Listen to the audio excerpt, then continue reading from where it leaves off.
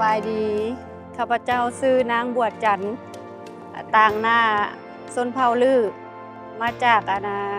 บ้านปลาซักเมืองไซเขื่องลมไซต้นกำเนิดของส้นเผาลือทำอิฐและแม่มาจากสปป.จีน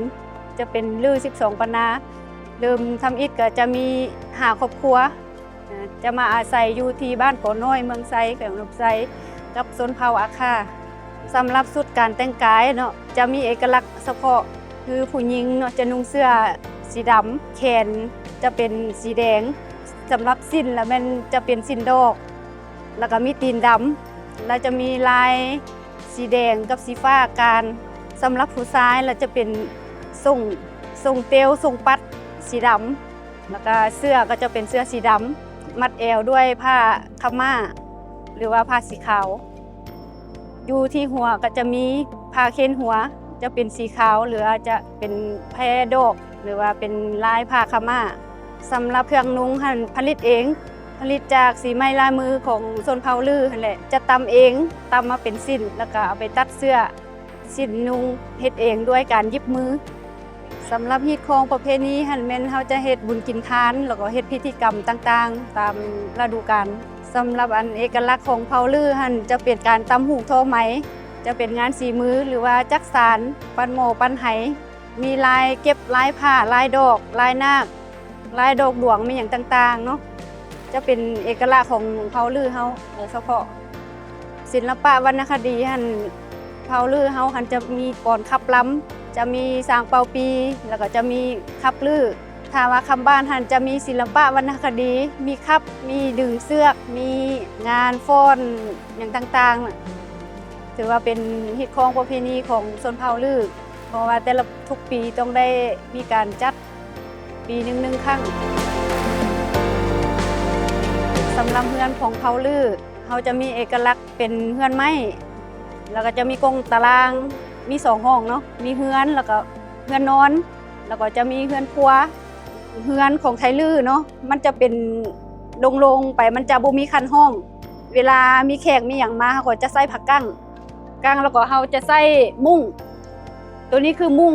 ดั้งเดิมของสมัยตะกี้เนาะมันจะเป็นผ้าย้อมนิ้นผ้าฝ้ายเข็นเฮ็ดด้วยมือเฮานี่แหละเนาะจะย้อมนิ้นสำหรับอาหารเนาะจะเป็นเอกลักษณ์ของอาหารไทยลือหั่นจะมีนึ่งมาแล้วมันโอลามโอดโลดเฮาเอาจะเจ้าซีนเนาะซีนไก่หรือว่าซีนเป็ดก็ได้หรือว่าตัวกบตัวเขียดมีหยังก็ได้เนาะเขาจะมาอ้อใส่ข้าวคั่วตัวนี้ก็จะเป็นไก่แล้วเขาจะอ้อใส่ผักขมตัวนี้หันจะเป็นแกงนอไลหันจะเป็นเอกลักษณ์ของไทยลือในครอบครัวเฮือนซานเขาจะกินตลอดเนาะแล้วปีนึงก็จะมีครั้งนึงสำหรับนอไลตะกี้เนาะสำหรับข้าวเขาก็จะห่อตองเนาะห่อตอง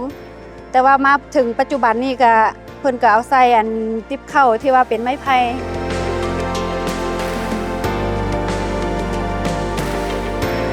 ผู้หญิงชนเผ่าลือเนาะเกิดมาใหญ่มาอายุประมาณ10 ปลายปีแล้วจะหู้ตำหู้เข็นฝ้ายสำหรับเส้นฝ้ายหันจะเป็นฝ้ายต้นน้อยหลังจากเก็บมาแล้วเขาจะเอาฝ้ายเนาะมาเลือกเอาเคี่ยมันออกแล้วเขาจะเอาฝ้ายเป็นตากให้มันเป็นฟงๆแล้วเขาจะมาอิ่วอันนี้คือการอิ่วเราจะเป็นเอาแก๊สมันหันออกเขาอิ่วมามันจะเป็นก้อนเนาะแล้วบัดนี้เขาจะมาแทบให้มันเป็นย่อยๆให้มันเป็นพงๆเวลาเขาไปเข็นแล้วมันจึงออกง่ายหั่นน่ะ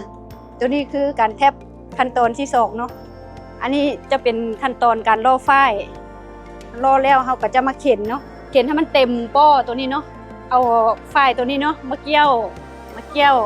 จะเฮ็ดเป็นฝ้ายปอยหลังจากเขาได้เป็นปอยฝ้ายเนาะเขาจะไปนำฝ้ายให้ไปย้อมแม่นเขาจะย้อมเปลือกมะกรูดเอามาต้มแล้วก็เอามาลงขี้ต้มมันจะเป็นสีนี้เนาะและสำหรับสีนี้ก็จะเป็น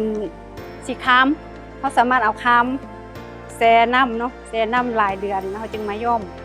หลังจากย้อมแล้วก็เขาก็เอาไปตำตามที่ต้องการเนาะคือมักตำแพ้เสื้อก็ตำแพ้เสื้อมักตำสิ้นเขาก็ตำสิ้นที่ว่าเฮ็ดปัจจุบันนี่มันสีธรรมชาติล้วนๆเขาจะบ่ผสมสารเคมีเนาะสีธรรมชาตินี่เฮ็ดให้มันดีต่อสุขภาพทั้งผู้ใช้แล้วก็ผู้ขายก็รู้สึกสบายใจ เพราะว่ามันบ่เป็นพิษเป็นภัยมีหยังต่อสุขภาพเฮาท้ายนี้อยากฝากถึงคนรุ่นใหม่รุ่นหลังนี่ก็อยากให้สืบต่อส่งเสริม